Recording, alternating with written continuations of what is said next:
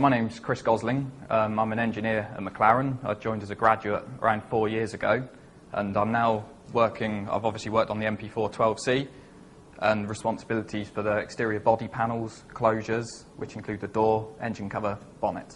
Starting out, literally it was a concept sketch, and the stylists did their work to make a one-to-one model, and then the engineering work really started, and I was developing my engineering skills. And I can look around the car and point out so many little areas where I've had really specific involvement and feel that it's made a difference to the final product. At A-levels, I studied maths and physics as my full A-levels, and I also did AS levels in IT and electronics. So all of them are very, very focused towards engineering. I knew I wanted to do automotive engineering. It's getting more and more of a popular degree now, but I think when I looked at it, probably 8 years ago now, there was sort of limited numbers of universities that specified lots and lots of mechanical engineering, but automotive was quite a new subject, and Kingston fitted the bill for what I was looking for. I found my way in, following my degree, I applied to an engineering agency, and I was lucky enough to get an interview for a graduate role in the company, and the rest is history. I've worked my way up through the company. I've managed, in sort of 4 years of working here, I've managed to get to the project engineer level, which was always my aspiration of my first kind of 5 years of work.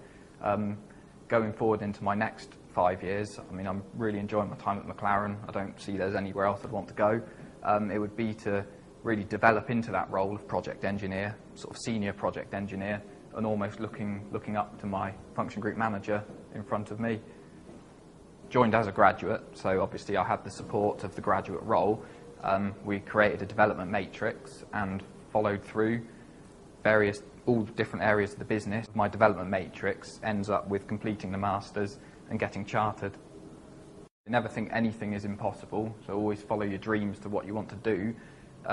These things are stepping stones and critical bits of learning you have to go through to get there. Maths may seem a bit mundane and boring in the classroom, but believe me, sometimes you're very grateful that you've learnt that stuff when you come across a problem that you need to apply some maths or physics or whatever that subject may be. As long as you've got an interest in engineering, then it's an absolutely fantastic job.